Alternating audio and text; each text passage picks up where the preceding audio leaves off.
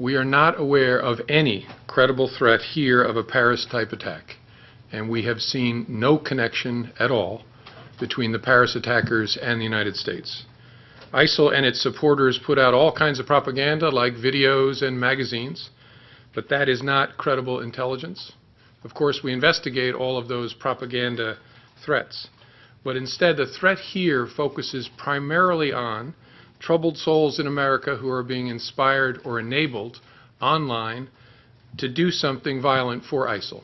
We're here today because we want to make sure you understand that this is now a federal terrorism investigation led by the FBI. And the reason for that is that the investigation so far has developed indications of radicalization by the killers and of potential inspiration by foreign terrorist organizations.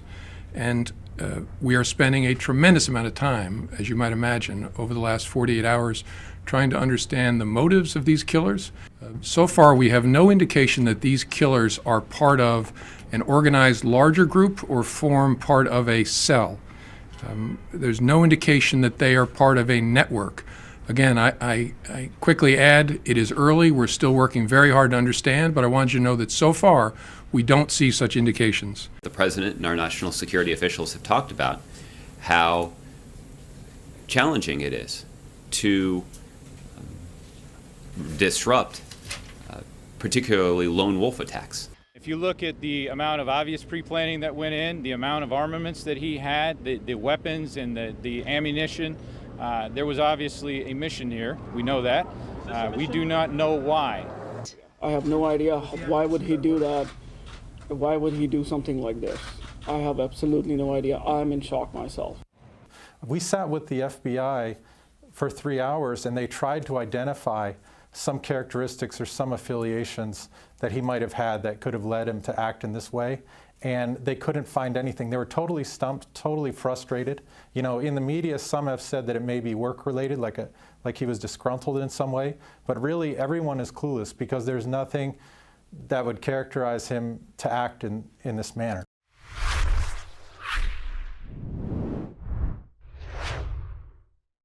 The FBI has been very careful about attributing motive here so far. It seems they really want to make sure they've penetrated down to the bedrock before they come out and say anything definitive.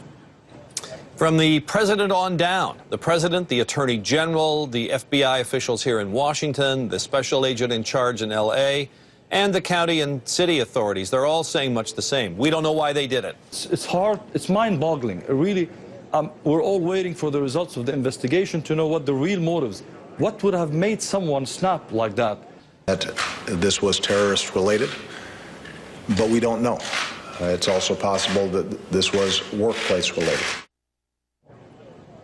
Authorities are still trying to establish a clear motive in yesterday's shooting rampage. But Well, as you were just describing, Chris, the confluence of possible motive here is really fascinating, as much as this case is horrifying, that this may have been some kind of workplace violence combined with some kind of ideological terrorism-related motive.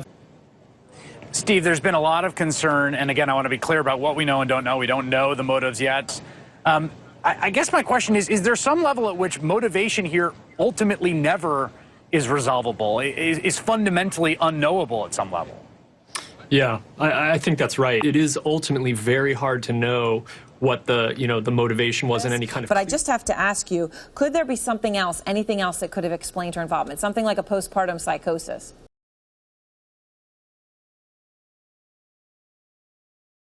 Attorney General Loretta Lynch, speaking in the aftermath of the San Bernardino shootings, says anyone speaking what she calls anti-Muslim rhetoric will be investigated and possibly charged with a hate crime. Now, obviously, this is a country that is based on free speech, but when it edges towards violence, when we see the potential for someone lifting that mantle of anti-Muslim rhetoric, or, as we saw after 9/11, violence directed at individuals who may not even be Muslims but may be perceived to be Muslims, and they will suffer just as well, just as much. When we see that, we will take action. That I think we have, yes, we have charged 225 defendants with hate crimes offenses over the last 6 years, most of those in the last 3 years. Since 9/11, we've had over 1,000 investigations into acts of anti-Muslim hatred, including rhetoric and bigoted actions, with over 45 prosecutions arising out of that. I think, sadly, that number is going to continue. I think it's important, however, that as we again talk about the importance of free speech, we make it clear that actions predicated on violent talk are not America. They are not who we are, they're not what we do, and they will be prosecuted. So I want that message to be clear also. One neighbor of the assailants says she saw suspicious activity at their apartment but didn't report it for fear of not being politically correct. This is True News.